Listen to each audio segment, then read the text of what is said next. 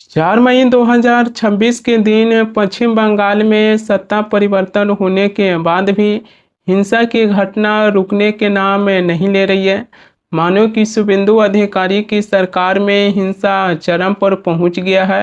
हिंसा होती है तो हिंसा को रोकने के लिए सरकार क्या कदम उठा रहे हैं, जो विपक्ष से लेकर जनता को संतुष्ट करना चाहिए।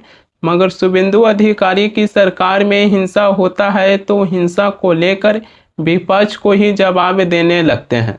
पश्चिम बंगाल की पूर्व मुख्यमंत्री ममता बनर्जी उत्तर 24 परगना जिले की हाली शहर में एक टीएमसी की कार्यकर्ता को पुलिस लॉकअप में मौत होने के बाद उनकी परिवार वालों से मुलाकात करने के लिए जा रहे थे, लेकिन रास्ते में बीजपुर के पास स्थानीय लोगों की भीड़ ममता बनर्जी की काफिला को रोककर उनकी गाड़ी पर कीचड़, पत्थर और चप्पल से हमला करना शुरू कर दिया।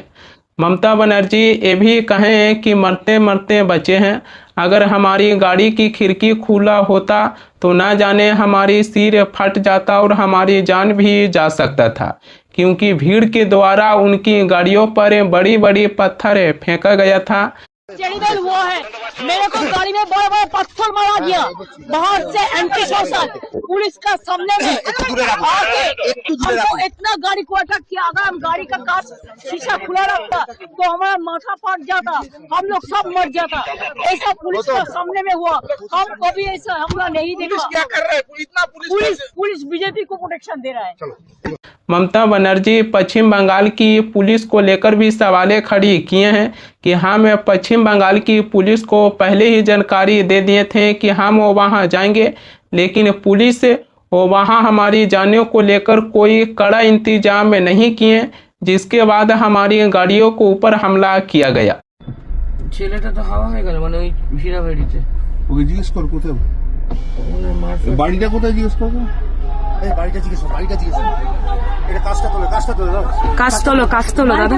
চো দাঁড়িয়ে থাকিস না, যেতে থাক। যেতে থাকবে না, বাড়িটা পিছনে আছে। গাড়িটা দাঁড়িয়ে যাওয়া উচিত হবে, দাঁড়িয়ে যাওয়া ঠিক হবে না। বাড়িটা কোথায়?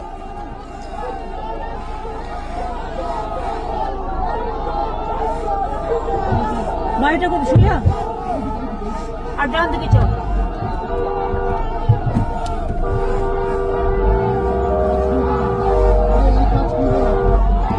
কাজ খুলো না, কাজ প্রিয়াঙ্কার আসতে পারে না।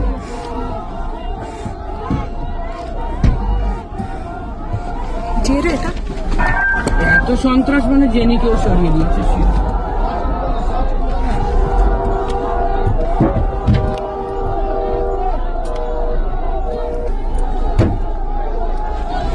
কাজ ভেঙে যাবে।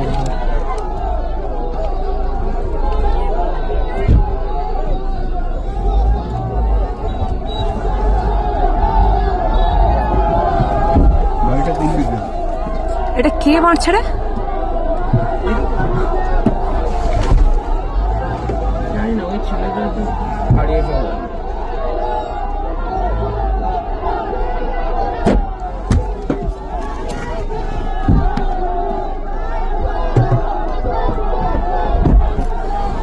এত সন্ত্রাস, মানে দিদি শিওর যে জেনিকে ওরা সরিয়ে দিয়েছে।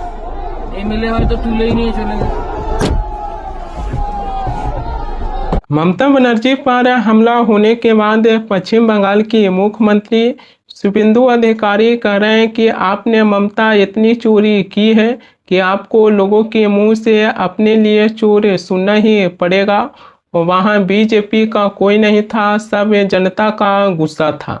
ममता बनर्जी की काफिले पर हमला होने के बाद मुख्यमंत्री शुभेंदु अधिकारी जनता की गुस्सा बता दिए हैं कि पश्चिम बंगाल की जनता ममता बनर्जी पर अपनी गुस्सा उतारे हैं। मैं पश्चिम बंगाल की मुख्यमंत्री शुभेंदु अधिकारी से एक सवाल पूछना चाहूँगा कि जंतर मंतर पर एक 15 साल की छोटी सी बच्ची प्रधानमंत्री मोदी को गाली बक दिया। शुभेंदु अधिकारी प्रधानमंत्री मोदी से कहते हैं कि मोदी जी, आपने बच्चों की भविष्य को देखते हुए उनकी एजुकेशन सिस्टम में कोई सुधार नहीं किए हैं, तब कुछ शरारती बच्चे आपको गाली बक दिए हैं, तो इसके लिए आपको बुरा नहीं मानना चाहिए। पश्चिम बंगाल के मुख्यमंत्री शुभेंदु अधिकारी तो प्रधानमंत्री मोदी से बातें तो कह ही सकते थे। बीजेपी के नेता और बीजेपी के मुख्यमंत्री ऐसा तर्क देते हैं कि उसे तर्क पर ही सवालें खड़ी होता है। प्रधानमंत्री मोदी उसे 15 साल की बच्ची के लिए एक रील बनाकर उसे 15 साल की बच्ची को माफ भी किए थे। ममता बनर्जी पर अगर केवल जनता हमला करते तो बीजेपी सरकार पर सवालें खड़ी नहीं होता। ममता बनर्जी पर हमला होने के बाद ममता बनर्जी की लोकसभा सांसद महुआ मोइत्रा 2 लोगों की तस्वीरें शेयर कर दावा किए हैं कि ममता बनर्जी पर हमला करने वाले हर एक गुंडा बीजेपी के व्यक्ति हैं। हाली शहर वार्ड 8 के बीजेपी नेता रिंदम दे और बीजेपी एसटी मोर्चा के राज्य सचिव आनंद बेसरा जैसे उन मौजूदा लोगों में से सिर्फ 2 लोगों का नाम है। महुआ मोइत्रा 2 लोगों की तस्वीरें शेयर कर दावा किए हैं कि ये 2 व्यक्ति बीजेपी पार्टी से जुड़े हुए हैं जो ममता बनर्जी की काफिला पर हमला किए हैं पुलिस के सामने। ममता बनर्जी इससे पहले भी आरोप लगाए थे। 4 मई को दिन जब वोटों की गिनती किया जा रहा था, उस दिन ममता बनर्जी काउंटिंग सेंटर से बाहर निकलकर कहे थे कि काउंटिंग सेंटर के अंदर हमारे ऊपर हमला किया गया है, हमें मारा गया है और सीसीटीवी को भी बंद कर दिया गया था। ममता बनर्जी के साथ साथ उनकी भतीजा अभिषेक बनर्जी के ऊपर भी 30 मई को दिन सोनारपुर में अंडों से अभिषेक बनर्जी के ऊपर हमला किया गया था। अभिषेक बनर्जी हेमलेट लगाए हुए थे, न तो उनकी सिर फूट जाता। अभिषेक बनर्जी के बाद 31 मई को ही टीएमसी के एक और लोकसभा सांसद कल्याण बनर्जी की सिर के ऊपर हमला किया गया था, जहां कल्याण बनर्जी अपनी सिर को पकड़कर सड़क पर ही लौटना शुरू कर दिए थे। ममता बनर्जी की लोकसभा सांसद महुआ मोइत्रा के कार्यालय पर हमला किया गया था। तो ममता बनर्जी के साथ साथ ममता बनर्जी की कई ऐसे पार्टी के नेता और उनकी सांसदों पर हमला किया गया है। इसको लेकर ममता बनर्जी के पार्टी अब बीजेपी पार्टी पर आरोप लगाते हैं। शुभेंदु अधिकारी के साथ साथ पश्चिम बंगाल की पुलिस इतने तेज तर्रार है कि पश्चिम बंगाल की पुलिस की तेज तर्रार कार्यों पर ही सवालें खड़ी होता है। 7 अगस्त के दिन हाली शहर पुलिस टीएमसी के कार्यकर्ता बिरजू के वोट को कथित वसूली और भ्रष्टाचार के आरोपों में गिरफ्तार करते हैं। अदालत बिरजू को 5 दिनों तक पुलिस हिरासत में भेज देते हैं। 7 अगस्त की रात तकरीबन 9 या 10 बजे बिरजू के पत्नी जेनी शर्मा के वोट अपने पति से पुलिस हिरासत में मुलाकात करते हैं। तब तक बिरजू हिरासत में सही सलामत सुरक्षित हैं, लेकिन 8 अगस्त होता है तो टीएमसी के कार्यकर्ता बिरजू का पुलिस लॉकअप में संदिग्ध परिस्थितियों में मौत हो जाता है। पुलिस का कहना है कि बिरजू का तबीयत खराब होने के कारण पुलिस लॉकअप में मौत हो गया है, जबकि उनके परिवार और उनकी पत्नी जेनी शर्मा इससे हटकर दावा कर रहे हैं। उनकी पत्नी जेनी शर्मा का कहना है कि मैं अपने पति से पुलिस लॉकअप में मुलाकात किए थे, तब तक वो सही सलामत सुरक्षित हैं।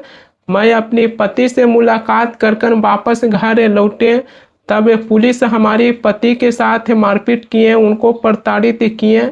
बिरजू की पत्नी जेनी शर्मा ये भी दावा किए हैं कि हमारे पति की शरीर के ऊपर चोट के निशान है।